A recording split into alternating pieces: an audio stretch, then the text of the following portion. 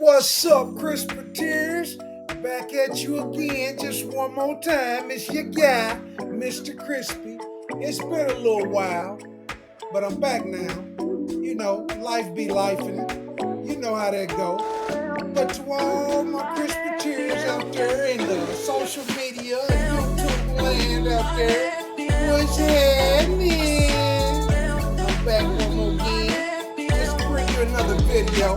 You know, I got a lot of things I'm working towards with this YouTube channel of my life. You know, a lot of times we're looking at it to try to make some money, and what happens is it becomes like a job, and that ain't what I want it to be. I want it to be passion and experience that I'm coming from. So it's a lot of things look to the future. I'm not going to speak on it right just yet, but I will let you know that I'm moving back in the direction. And sometimes you just got to take a mental break. And I haven't gotten to the point where as if that I'm receiving no kind of dividends or anything from YouTube of yet because of algorithms and all that good stuff. So right now, it's just for fun and it's my hobby. But I'm back. What you crispy folk been out there doing? Tell me something. Meanwhile, let's get into this video. As we begin this tutorial, we always start out by picking the client's hair. That's because we like to loosen up all those hairs that's caught up and kinked up.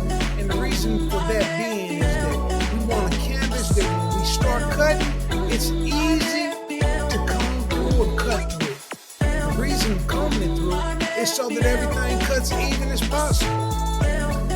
Of course, you're always going to have those particular areas that's going to do what it wants to do, but you still have to comb it out. So, as we begin, as we pick out the Q-tip afro, we just take and figure out in our minds which direction we want to go with the haircut before we begin to taper. So now that we have the hair picked out, we begin to comb down the areas that's tapered, the areas that's going to lay, okay? Me particularly, I like to start in the back with a taper, but sometimes I say again, I like to challenge myself.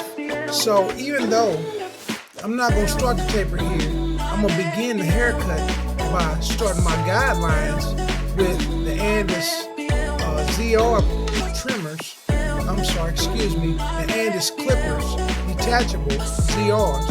And we're going to start out with the 5-out, and we're going to begin our first ball line on the back of the neck. Then we're going to come to the sides and repeat as well the areas that we're going to taper out.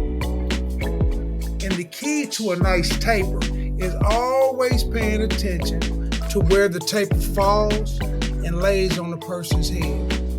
Everybody's head is not shaped the same. Certain tapers look better on certain people, and certain tapers look better on certain heads, just genuinely speaking. In order to get the best out of your taper, you always, and this is just a sidebar, this is something that's just a trinket that I'm giving you game-wise. You always cut a person's head to fit their head, not to try to put the latest style. But as we begin to taper, I'm starting on the right-hand side. I'm starting with the two blades. And what I do is I create an open space, clean canvas to work on before I get started. And once I've cleaned that out, what I do now, as I scoop out, I have area to begin. Now, as I explained in the video, I'm starting with a 1A, but as a beginner, as I show you how to transform these haircuts, as a beginner, you not knowing how to skip a step, you always start out with the 1. I'm beginning with the 1. The 1 blade, what it does when I start the blade at the very first beginning line, it helps me to differentiate where the fade is going to lie. The 2 gives me the room in the area in which to create my blend, but the 1 is the area in which sets in the second guideline. So now I have the bald guideline, the 1 guideline, and the 2. So I actually have 3 areas that I begin with.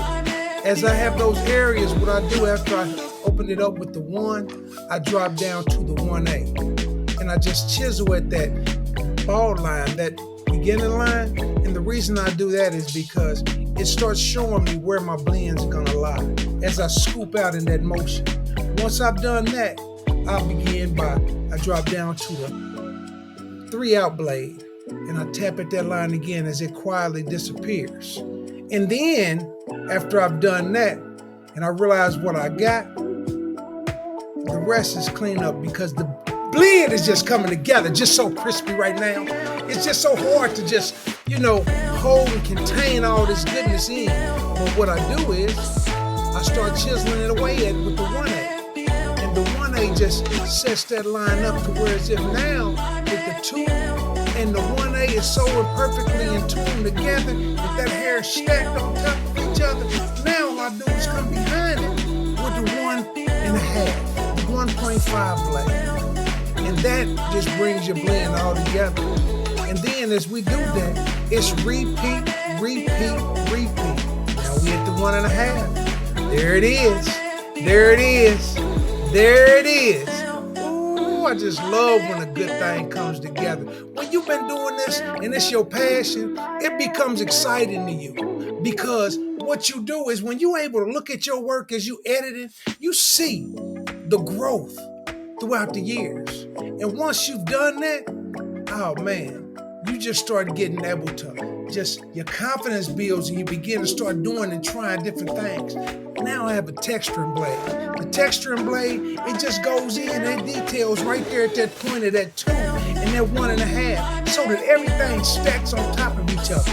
If you can see that blend coming together and how that blade just went in there and manifested that thing. See, it was in my head and now I put it on his head together with these clippers and we came together and we made a beautiful manifestation of a haircut. Now we switch over to the other side and the same process over and over again. I take that 2, drop down to that 1, then we drop down to the 0.8, then we drop down to the 3/0, then we come back up as we start chiseling out with that 1/8. We start chiseling out with that 1/8. The same thing over and over. It's a repeat, repeat, repeat. But what you do is you start figuring out your methods and everything that works for you. So for you that's watching this video, it's all about how you pay attention to detail. And once you get your method, however you do it, you can start at any point on a person's head. And that thing gonna come out federal. Oh man, it's a homicide what you're doing right now because it's straight murder what you're doing. Yes, sir. So now we got this cut coming together and everybody's gonna be a happy camper because, see, one thing about a haircut, what it does is it makes people feel good. And it also helps to build their character and their self-esteem. If you notice anything that a person wants to do, they gotta have a nice, sharp, crisp cut or a lineup or some type of cleanup to feel confident and good about themselves. Not saying that that's all it takes to make you feel confident, because that's a state of mind. But to feel good and look good, woo-hoo! You can't tell me nothing when I feel that way. And if you watch the video, I'm gonna show you which blades that you use. And if you listen in detail, you're gonna find your way. You're gonna find your way. I always say I'm a barber's barber because I can teach the best of them because I've been doing this so long. Just listen to me and watch how we do this. I'm gonna make you take your stuff from one level to the next. The next level is where you wanna go. So now, as we repeat and repeat, it's the same thing, front to back, and I'm just doing the same steps over and over again.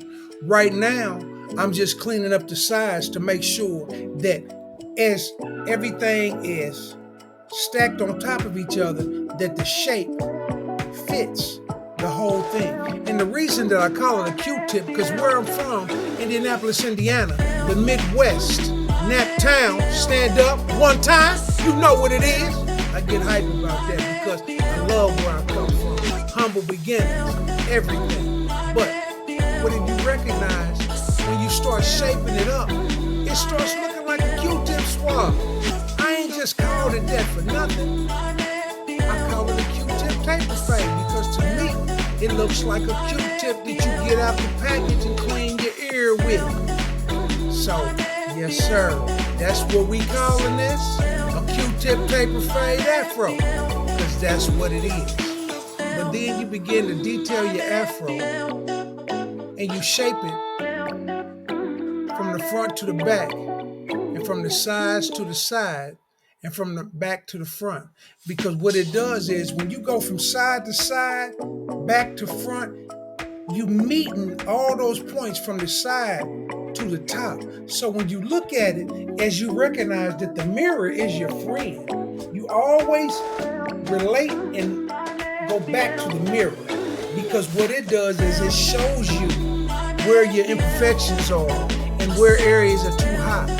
And there's no such thing as a perfect afro, but what you want to do is shape it to where it's extremely well shaped and room to fit that person's head. You can always find something wrong with a haircut. Never let nobody make you think that they did it just perfect, but to get it close to symmetric and to the naked eye is all that you're really looking for.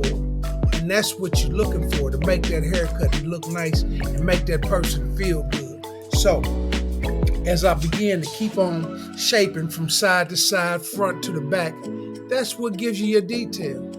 And another sidebar, another note that'll help you along your way, when it comes to doing afros and shaping someone's hair, it's always better to use, and the surgical blade, is what gives the detail. Okay, because it cuts real precise and it gives you a real good detail. It's like a fine pencil when you're drawing. It just gives detail and it makes the haircut go the distance. And so, as the haircut comes together, it's looking real nice as we take the time to bring this thing full circle. This haircut is gonna be one to remember. The youngster loves it. And in this day and age, even though we cut it perfect like this, that's really for the parents, because they're gonna take and sponge it and do all that extra stuff to it. And you can't be mad because this is their time. This is their time. You understand? Changing of the guards, out with the old, in with the new. This is what it is. This is what it is. You got to respect them where they are. And this haircut's coming together, slowly but surely.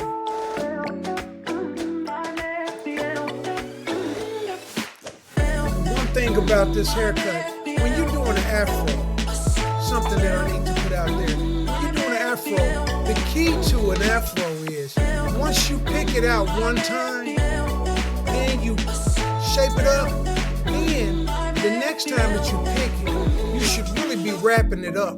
Because to be honest with you, there's no such thing as an afro staying perfectly shaped. Every time you pick it, it's gonna need some kind of hair put back in place, even after you cut it. So to make sure, what you wanna do is do it one time over, and then a cleanup on the second time. So you pick it out the first time when you initially comb the hair out at the beginning of the haircut, and you shape it and cut it that time. You pick it out one more time, and then you have your shape.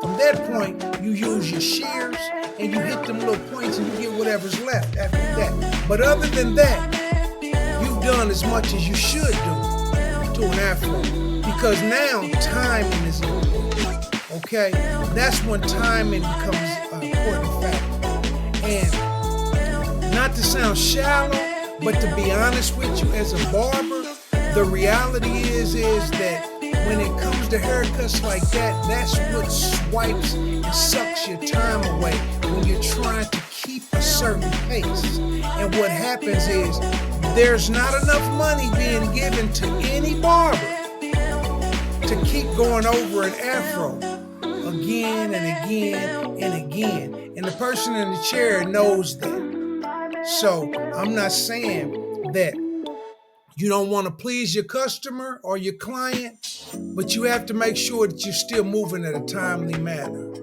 Now, if a person wants to pay you for your time and they book that time out on your app that you use, then it's okay. You go over it as many times as you like. But when it comes to time, you have to save your time and manage it wisely. When it comes to afros, there's no such thing as a perfect flow, because every time that you pick it out, what you'll find yourself doing is going over and over and over and over again. And the reason that's not good is because you're taking the afro down lower and lower, or taking one perspective out of it. And at some point, you're taken away from it. And you have to take into consideration, maybe this person's trying to grow their hair out, or maybe they like their hair full, or maybe they're trying to protect a balding or thinning spot, or maybe this, or maybe that when it comes to an afro. So it's not so much the fact that it's the money is being timed, but you have to use your time wisely. It's very important to take nothing for granted in cutting hair. These are the skills and the things that you pick up on the way that makes you a master barber.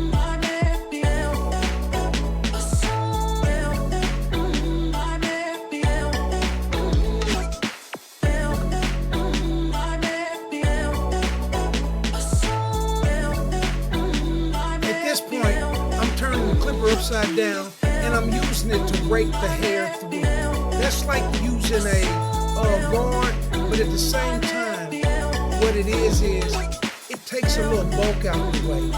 It breaks out any imperfections as the hair towers over each other, as it stacks, and it helps blend that in smoothly. So now we're cleaning off the hair, getting ready to begin the lining part of the haircut. Okay, me, I like to start behind the ear, but this particular point of this haircut, what I did is I just did the line, and then I just came back to show you the detail aspects of it, because I guess the timing on the video was just getting a little long, and I wanted to make sure that you guys understood the quality of saving time. An afro takes a little longer than the average haircut. So I usually start from the back, work myself up and around the ears, and then I detail from the sides. And now I'm at the point where we're spraying in the enhancements that this generation loves so dearly. But I've come to respect that what it does is it fills in a haircut and makes it look picture perfect. But at the same time, the line should be nice to where as if that even if you don't have an airbrush, you're still supposed to be able to make that haircut looks clean as I'll get out.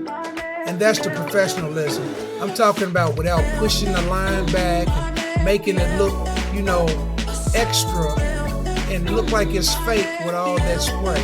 So, I've come to realize that this is the new age and the generation that we have today. You just got to make sure that you still got that old barber way in you, though.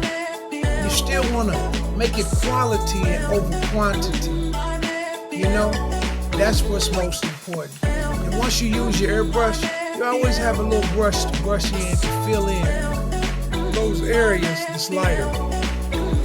And then you come behind your work with the razor. The razor is what gives it the detail. That makes it all worthwhile, And what you want to do is you want to pull that skin tight with your other hand and tap it with your other hand and be real light, because around the temple area, it's really, really, really sensitive. And take it from me, that area is easy to cut because I've done it before. But at the same time, that's what makes you a great person and be successful, because your failures is what makes you great. You gotta fail to succeed. So don't be scared to get in a haircut and do what you do and get better at what you do. And don't be scared to tell people about what you do. because it's important for them to know on the journey. So when they make mistakes, they'll know. But as we come into the end and we wrapping up this haircut, now we pull out our shears and we get this haircut extra crispy, and we catch all the loose ends and detail all those areas that you couldn't get just with the clippers, because you'll keep taking too much away in the shaping of the afro. So now, as we're winding this thing down, I just want to say, this young man, his father brought him. They always together, and this is Father Day weekend. And I just want you to know that more than anything, as we clean him up and get ready to get him out of here, hey man, fathers are important, and this is a great moment to take the time and think. Do something nice for your father. Reconnect. Even if your old man ain't somebody that's, the best of people, unless he ain't done something to trigger you in a way to where as if that you can't tolerate him. Hey man, life's short. These are the times we're supposed to reach out to all our loved ones, because we don't know how much time we got left. Happy Father's Day to all you great men out there. And for those who have fathers in their life and they not connected to them, find a way to reconnect. But I hope you liked the video. This is Mr. Crispy. Like, subscribe, and as always, stay crispy.